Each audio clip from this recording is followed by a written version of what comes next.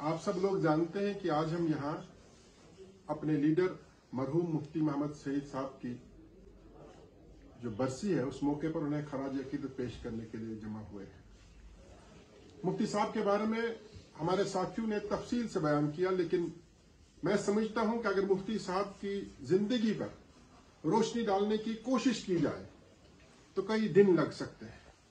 उनकी जो हुसूलियाबियां थी, उनकी जो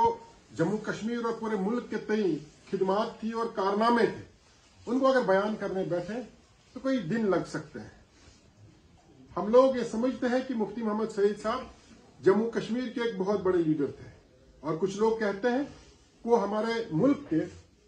वजीर दाखिला रहे हैं, इसलिए मुल्क के बहुत बड़े लीडर थे। लेकिन मैं समझता हूं कि मुफ्ती मोहम्मद सईद साहब बरसगीर के एक अजीम लीडर थे। वो पूरे बरसगीर के ऐसे लीडर थे जिनको सिर्फ जम्मू कश्मीर की फिक्र नहीं थी, जिनको सिर्फ हिंदुस्तान की फिक्र नहीं थी। उन्हें अगर फिक्र थी तो पूरे बरसगीर की फिक्र थी, क्योंकि बुजुर्गों और नौजवान साथियों, आप सब लोग जानते हैं कि बरसगीर में अगर तरक्की और अमन को लेकर के कुछ खदशात हैं तो हमारे दो मुल्क, जो हमारा पड़ोसी मुल्क पाकिस्तान और हमारे मुल्क हिंदुस्तान के दरमियान जो इख्तलाफात है, जो तनाव है, जो 1947 से लेकर आज तक है, वही वजह है कि बरसगीर में अमन, शांति और तरक्की उस लिहाज से नहीं हुई जिस लिहाज से होनी चाहिए थी। और मुफ्ती मोहम्मद सईद साहब ऐसे अजीम लीडर थे जिनको पूरे बरसगीर की फिक्र थी। और अटल बिहारी वाजपेयी जी के उस कॉल जिसमें उन्होंने कहा था कि आप अपने दोस्त को बदल सकते हैं लेकिन हमसाया को बदल नहीं सकते, उस मिशन को आगे लेकर जाते हुए उसी अंदाज में मुफ्ती मोहम्मद सईद साहब ने ये पैगाम दिया और ये कोशिश की कि क्यों न इन दो हमसाय मुल्कों के दरमियान दोस्ती हो, बेहतर ताल्लुकात हो। और हम सब लोग जानते हैं कि जब मेल मिलाप होता है, जब आना जाना होता है तो ताल्लुकात बेहतर बनते हैं। और यही वजह है कि पीडीपी के मंशूर में भी ये बात है और मुफ्ती मोहम्मद सईद साहब ने भी इस बात की कोशिश की कि हिंदुस्तान और पाकिस्तान के दरमियान बातचीत हो, आना जाना हो, कारोबार हो। इसलिए रास्ते खोले गए, कारोबार शुरू हुआ। सोच ये थी कि पूरे बरसगीर में अमन हो, शांति हो, यहाँ रहने वाला हर शहरी, चाहे वो हमारे मुल्क का हो, हमसाय मुल्क हो या बाकी जो दीगर हमसाय ममालिक हमारे हैं, उन्हें जीने का वो सारा साजो सामान, वो सहूलियात, वो ऐसा माहौल मिले जिसमें वो खुद ही नहीं बल्कि आने वाली नस्लें भी उनकी परवान चले। और जब पीडीपी की बुनियाद जम्मू कश्मीर में डाली गई तो यकीनन इस सोच से डाली गई कि यहाँ के लोगों को एक सियासी मुतबादिल फराहम हो, एक ऐसा सियासी मुतबादिल, ये नहीं कि नेशनल कॉन्फ्रेंस एक जमात थी उसी की हुबहू शक्ल में एक दूसरी दुकान खोली जाए, नहीं,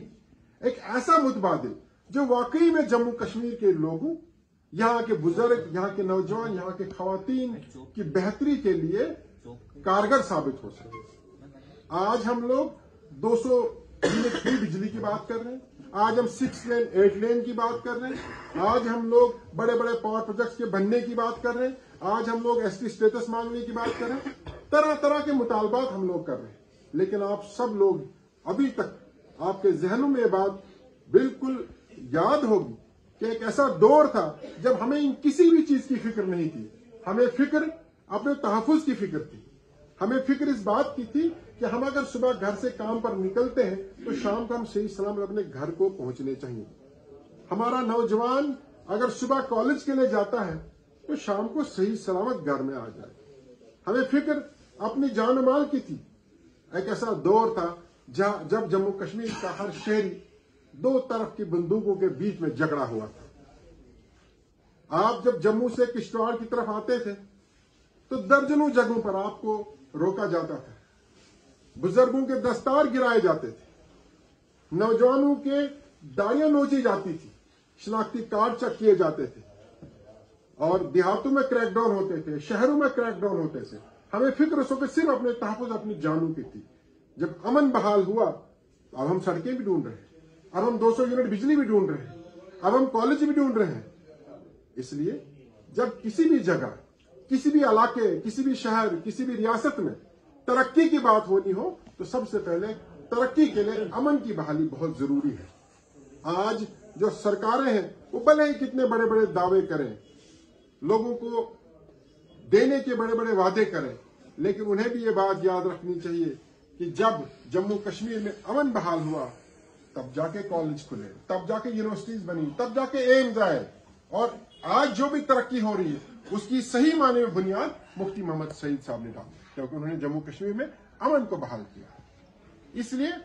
बुजुर्ग और नौजवान साथियों, आज के दिन सियासत को एक तरफ रख करके, आपसी इख्तलाफात को एक तरफ रख करके, दूसरी जमातों की पर तनकीद को एक तरफ रख करके हम उस मरहूम लीडर को, उस अजीम शख्स को याद करें और अल्लाह के हजूर में दुआ करें कि उन्हें करवट करवट जन्नत नसीब हो, जिन्होंने हम सबको, हमारी आने वाली नस्लों को महफूज रखा, जिन्होंने अपनी जान की परवाह किए बगैर, जिन्होंने अपने लिए सरमाया इकट्ठा करने की सोच को एक तरफ रख करके, जिन्होंने अपने खानदान को परवान चढ़ाने के बजाय जम्मू कश्मीर के हर शख्स का, चाहे वो किसी भी जमात से वास्ता रखता हो, किसी भी जात से वास्ता रखता हो, उन्होंने ऐसा नहीं कहा कि ये मैं जो कुछ भी अमन की बहाली करूं तो सिर्फ मुसलमान को उसका फायदा मिले, सिर्फ गुज्जर को फायदा मिले, राजपूत को फायदा मिले। नहीं, जब अमन होगा, अमन सबके लिए जरूरी है, तरक्की सबके लिए जरूरी है। उन्होंने किसी एक फिरके के लिए काम नहीं किया, उन्होंने जम्मू कश्मीर के हर फर्द के लिए काम किया, हिंदुस्तान के हर शख्स के लिए काम किया, बरसगीर के हर शहरी के लिए काम किया। इसलिए आज के दिन हम उन्हें खराज अकीदत पेश करते हैं और हम उनके एहसानमंद हैं कि उन्होंने हमें एक ऐसा प्लेटफॉर्म दिया, एक ऐसी जमात दी जो हमारे जज्बात की सही में तर्जमानी करती है। आज हम अपने इस लीडर को याद करें और अल्लाह के हुजूर में दुआ करें कि उन्हें करवट करवट जन्नत नसीब हो, और एक अहद करें कि जो उन्होंने एक रास्ता तरक्की और सियासत के हवाले से हमें दिखाया है, हम उस पर चलते रहें। आखिर में मैं सिर्फ इतना कहूंगा कि अजीब शख्स था जो राह वफा से गुजर गया, जी चाहता है कि नक्शे कदम चूमता चलो। शुक्रिया।